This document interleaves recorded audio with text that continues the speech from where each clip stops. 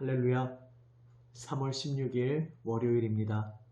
오늘도 우리의 생명 되시는 주님 말씀만 붙잡고 하루를 살아가기 원합니다.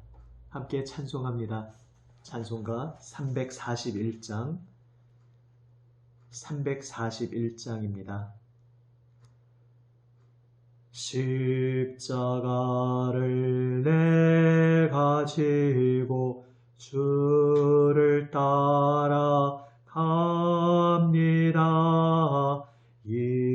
이제부터 예수로만 나의 보배 삼겠네. 세상에서 부귀 영화 모두 잃어버려도 주의 평안 내가 받고 영생 복을 받겠네. 주도 곤욕 당했으니 나도 곤욕 당하리. 세상 사람 간사하나 예수 진실합니다. 예수 나를 사랑하사 빛난 얼굴 보이면 원수들이 미워해도 염려할 것 없겠네.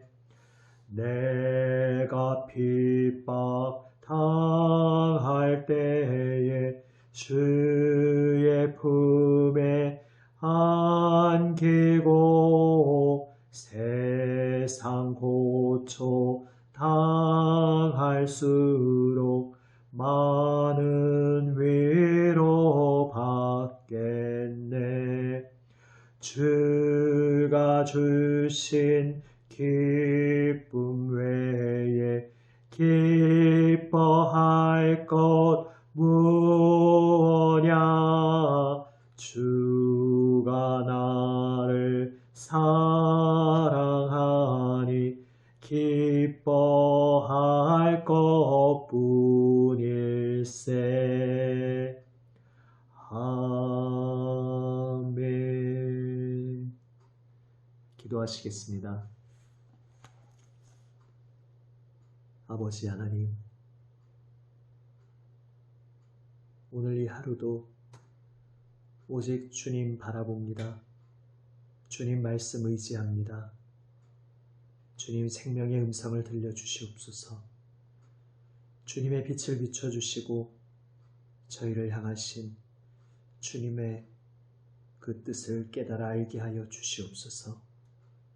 말씀으로 저희를 붙들어 주시고 주님의 길로 인도하여 주시옵소서.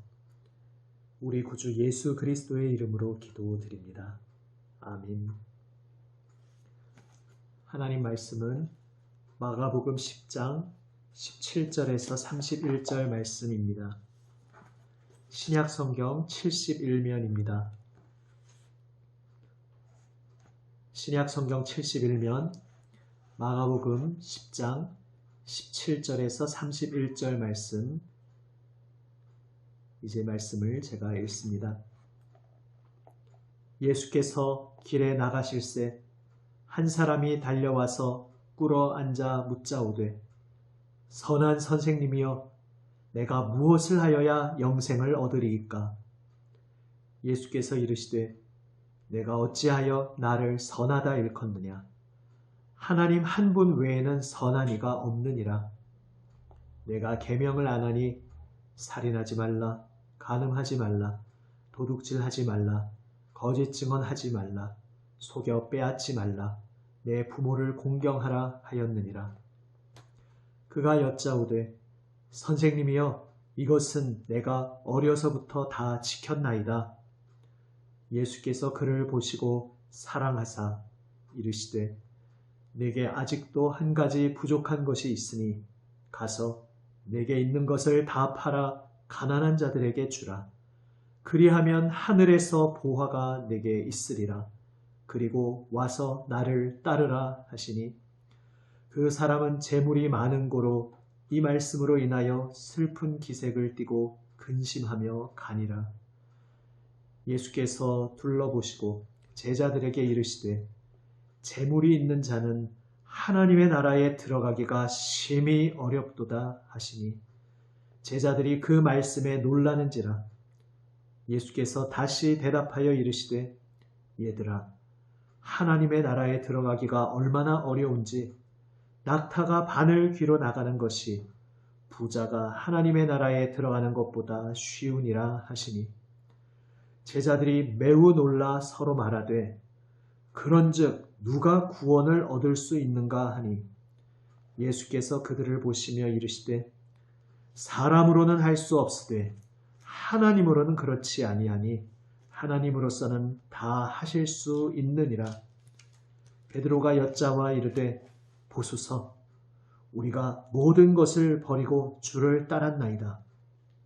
예수께서 이르시되 내가 진실로 너희에게 이르노니 나와 복음을 위하여 집이나 형제나 자매나 어머니나 아버지나 자식이나 전토를 벌인 자는 현세에 있어 집과 형제와 자매와 어머니와 자식과 전토를 100배나 받되 박해를 겸하여 받고 내세에 영생을 받지 못할 자가 없느니라. 그러나 먼저 된 자로서 나중되고 나중된 자로서 먼저 될 자가 많으니라. 아멘. 예수님을 찾아온 이 사람은 율법의 항목들을 잘 지켰다고 자부하는 사람이었습니다. 그에게 있어서 하나님의 말씀, 하나님의 법도란 구체적인 행동 규칙들, 바로 그런 것을 의미하고 있었습니다. 그가 생각할 때, 겉으로 볼 때 하나님의 그 율법 항목들을 자신이 딱히 어긴 것이 없었기에 그는 어려서부터 지금까지 이 율법들을 잘 지켰다, 이렇게 대답합니다. 사실은 이 대답의 전제에 하나님의 뜻, 하나님의 법도가 진정으로 무엇인지 예수님께서 이미 제자들에게 가르치고 계셨던 그 핵심을 아직은 제대로 모르고 있었습니다. 하지만 귀한 열정, 그의 그 귀한 열정을 예수님께서는 사랑스럽게 귀히 보셨습니다. 하지만 이 열정의 정체가 무엇인지는 이제 구체적으로 밝혀질 필요가 있었습니다. 이 열정의 정체가 무엇인가? 바로 이것을 확실하게 하시고자 주님께서는 너에게 부족한 것이 한 가지 있다 말씀하십니다. 99가지가 다 만족되었는데 딱 한 가지가 부족하다라는 그런 뜻의 한 가지라기보다 이제 내가 질문하는 이 한 가지, 내가 명하는 이 한 가지, 이것으로 인해 너의 지금까지 걸어오고 달려온 너의 삶의 그 정체가 무엇인지 확실하게 드러나게 될 것이다 말씀하시는 것입니다. 그리고 말씀하십니다. 너의 재물을 다 팔아서 가난한 자들에게 나눠주라. 그리고 와서 나를 따르라. 무슨 말씀이십니까? 지금 재물이라 하면 모든 것을 의미합니다. 재물은 사람에게 그의 전 세계요, 그의 우주라 할 수 있습니다. 자기 존재 자체, 자기 정체성 자체입니다. 이 세상을 살아가는 우리 사람들에게 재물이란 그런 것입니다. 그런데 그 모든 것들을 다 가난한 자들에게 나눠주고 오직 예수님을 따르라 말씀하십니다. 너는 지금 너의 정체성, 너의 존재, 너의 생명을 어디에 두겠느냐? 지금까지 이 세상 방식대로 붙잡고 있었던 너의 재물, 거기에 너의 생명, 너의 정체성을 두겠느냐? 아니면 바로 이 말씀을 하시는 예수님, 그 예수님께 정체성을, 생명을 둘 것이냐? 이것을 질문하고 계신 것입니다. 너의 재물을 다 팔아서 나눠주고 와서 나를 따르라 하시는 이 말씀은 다시 말해 이런 것입니다. 지금 어릴 때부터 지금까지 율법을 잘 지키며 살아온 너의 삶은 그 정체가 무엇이었느냐? 하나님께서 이 땅에 가져오시는 하나님의 새로운 세계, 바로 그 하나님의 새로운 마음에 너의 온 생명과 너의 모든 세계, 너의 모든 것을 다 던지는, 온전히 바치는 그러한 발걸음이었느냐? 아니면 너 자신의 자기의 세계를 건설하고 구축하는 그러한 몸부림이었느냐? 너의 세계를 공고하고 확실하게 세우기 위해서 하나님이 필요했고 그 하나님의 무엇인가를 얻어내기 위해서 그 거래 조건으로서 하나님이 제시하신 규칙을, 그 행동 규칙들을 잘 지켜온 그런 것이냐? 결국 자기 자신을 섬겨왔던 것이냐? 질문하시는 것입니다. 자기 자신을 섬겨온 것인가? 아니면 진정으로 하나님을 섬긴 것인가? 이제 예수님께서 그에게 명하시는 이 명에 대한 반응에 따라 그 정체가 드러날 것이었습니다. 그리고 안타깝게도 그는 자신이 지금까지 율법도 딱히 어긴 것이 없이 잘 지켜왔고 나름 하나님의 법도를 행하며 살아왔다고 생각했는데 그 모든 것의 정체가 하나님을 섬기며 하나님께 전 존재를 바치고 던져온 삶이 아니라 자기 세계를 구축해 왔던 것이었음을 스스로 자신의 행동으로 폭로하게 됩니다. 예수님을 따르지 못하고 근심하며 돌아감으로써 그가 무엇을 붙잡고 왔었는지 스스로를 드러내게 되었습니다.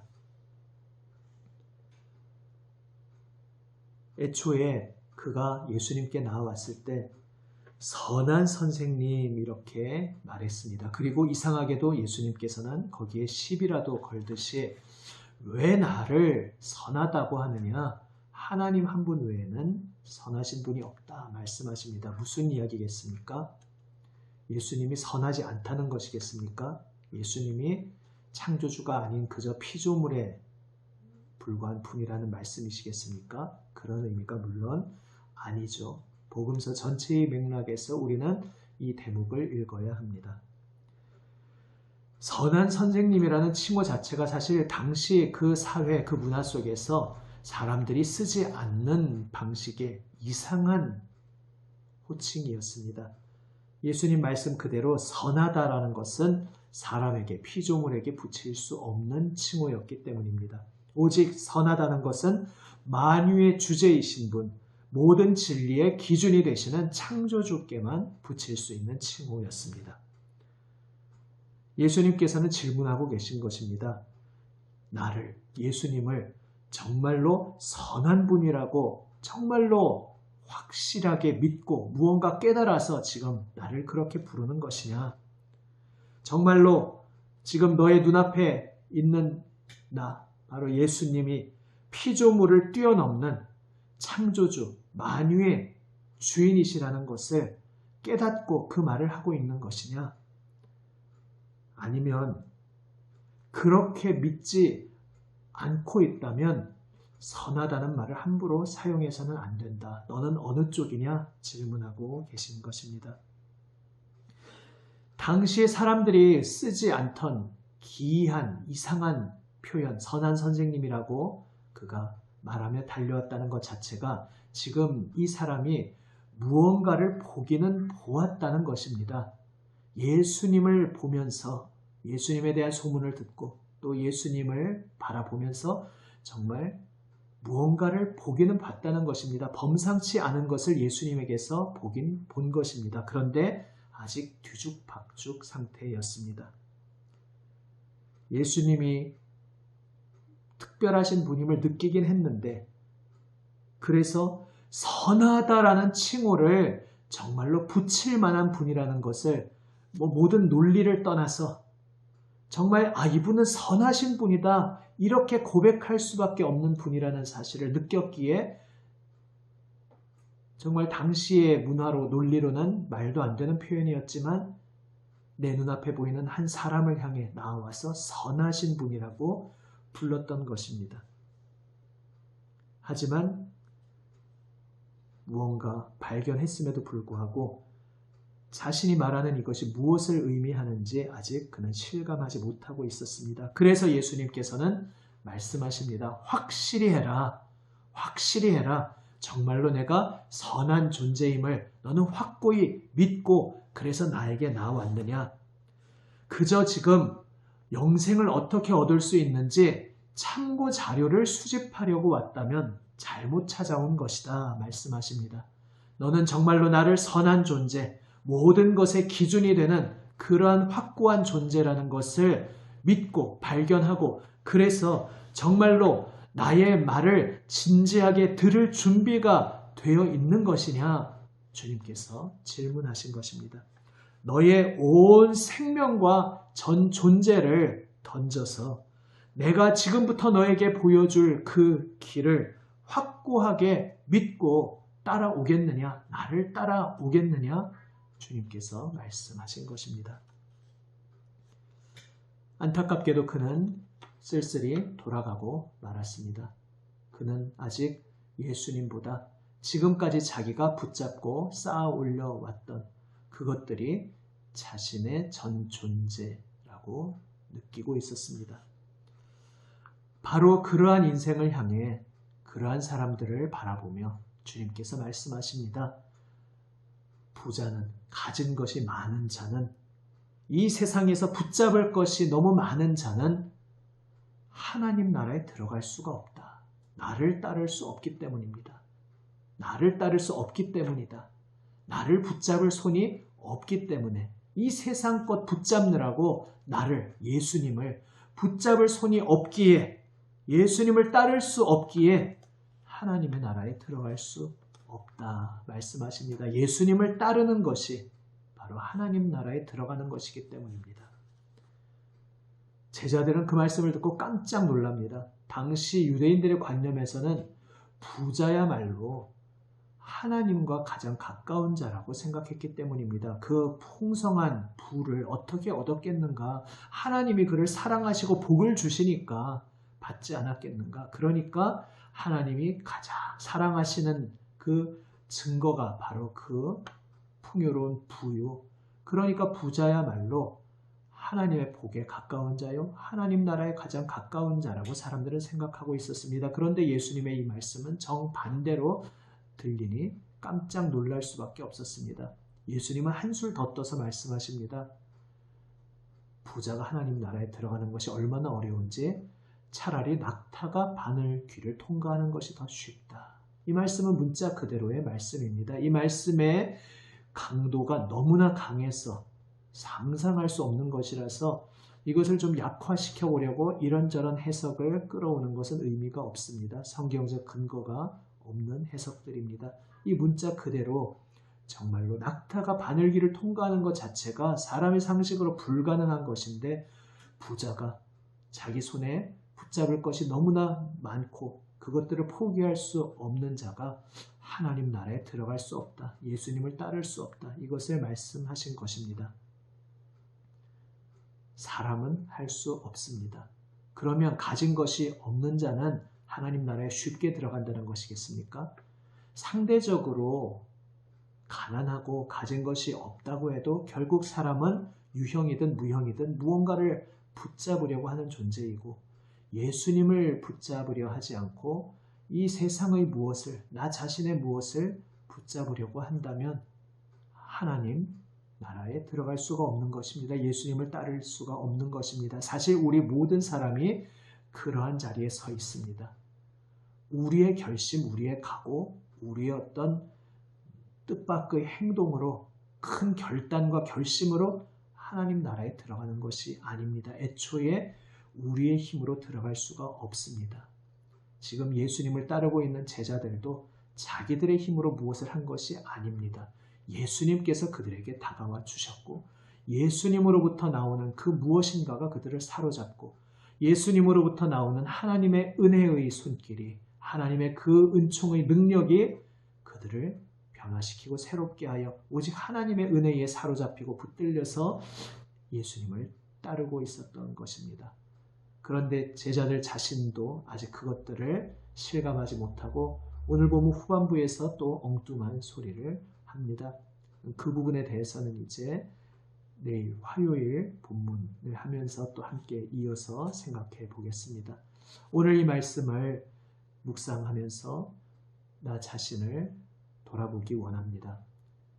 나는 지금 무엇을 붙잡고 살아가고 있는지, 나는 지금 정말로 나의 전 존재, 나의 온 생명, 나의 온 마음을 던져 예수님 앞에 엎드리며 예수님을 따르고 있는지, 혹 내가 무언가 이 예수님을 찾아온 사람처럼 종교적인 틀로, 겉의 형태로 볼 때는 무언가 딱히 어기는 것 없이 무난하게 이것저것 잘 지켜온다고 생각하고 있지만 그 모든 것들 근본에 그 이유가 나 자신의 세계를 구축하고 있는 것인지, 그래서 나를 위해 행하고 있는, 나를 위해 쌓아 올리고 있는 삶인지, 그것을 위해 하나님을 그저 끌어당겨 오고 있는 것이 아닌지 우리를 돌아보기 원합니다. 우리의 옛사람이 그러한 모습들로 끊임없이 우리를 속이려 합니다. 그런 나의 모든 연약함, 어리석은 모습들을 오늘 주님 앞에 다 내려놓고 나의 온 마음, 온 생명을 던져 오직 예수님을 따르는 우리 모두가 되기 원합니다. 주님께서 우리를 붙잡아 주시고 인도하여 주십니다. 예수님 그분 자신이 그분의 전 존재를, 그분의 온 생명을 던져 우리에게 찾아와 주셨습니다. 그렇게 우리에게 찾아와 주신 예수님의 은혜로 인하여 우리는 그분 손에 붙들려 연약하고 미숙하고 비틀거리고 뒤뚱거리지만 그분의 손에 붙들려 우리의 전 존재를 던져 예수님을 따를 수 있게 되었습니다. 오늘도 그 예수님의 은혜의 손길에 나를 온전히 내어 맡기며 오직 온 마음 다해 예수님 바라보고 예수님을 사랑하여 예수님 그분 자체가 나의 목적이 되어서 예수님께 나의 모든 것을 던지며 오직 주님 말씀 따라 주님을 따르는 그런 삶을 살아가기를 주님의 이름으로 축원합니다. 아멘. 기도하시겠습니다. 아버지 하나님, 온 생명 전 존재를 던져 저희에게 찾아와 주신 주님, 우리 주 예수님 참으로 선하신 만유의 주님이심을 고백합니다. 오직 주님만이 생명의 기준임을 고백합니다. 주여, 주님 알기 전 저희가 어리석게 헛되게 붙잡고 있었던 모든 것들을 지금 주님을 바라본다 하면서도 여전히 내려놓지 못하고 붙잡고 있는 어리석음을 범치 않게 하여 주시옵소서. 이 어리석고 연약한 저희를 불쌍히 여기시며 온 생명을 던져 오늘도 저희에게 찾아와 주시는 주님, 그 손길로 저희를 붙들어 주시고 비틀거리고 뒤뚱거리는 저희들이지만 주여 인도하여 주시어서 날마다 주님 따르는 것 배워가게 하여 주시옵소서. 주님 따르는 걸음마 배워가게 하여 주시옵소서. 그리하여 나 자신의 세계를 세우기 위해서가 아니라 모든 것 주님 앞에 다 내려놓고 겸손히 주님 손에 다 맡기고 오직 정말 주님을 사랑하여 주님 자체가 나의 모든 것이기에 주님만이 나의 생명 되십니다. 주님만이 나의 살아가는 이유가 되십니다. 고백하며 오직 우리의 모든 것 던져 주님만 따르게 하여 주시옵소서. 우리 구주 예수 그리스도의 이름으로 기도드립니다. 아멘. 하늘에 계신 우리 아버지, 아버지의 이름을 거룩하게 하시며 아버지의 나라가 오게 하시며 아버지의 뜻이 하늘에서와 같이 땅에서도 이루어지게 하소서. 오늘 우리에게 일용할 양식을 주시고 우리가 우리에게 잘못한 사람을 용서하여 준 것 같이 우리 죄를 용서하여 주시고 우리를 시험에 빠지지 않게 하시고 악에서 구하소서. 나라와 권능과 영광이 영원히 아버지의 것입니다. 아멘. 오늘도 이 주님의 말씀 붙잡고 주님 앞에 함께 기도하며 나아가기 원합니다. 특별히 비교적 잠잠하던 인천 지역이 점점 확진자가 나오고 있는데 이 인천 지역을 위해서 또 계속해서 우리 이 나라 곳곳 모든 지역 우리 사랑하는 이들을 위해서 또 수고하고 방역을 위해 회복을 위해 섬기고 수고하는 모든 이들을 위해서 계속해서 기도하며 주여 이 나라가 이제 질병으로부터 주님 건지시는 손길로 온전히 건진받고 건강한 사회로 회복되게 하여 주시옵소서. 계속해서 기도하며 나아가기 원합니다. 함께 기도하시겠습니다.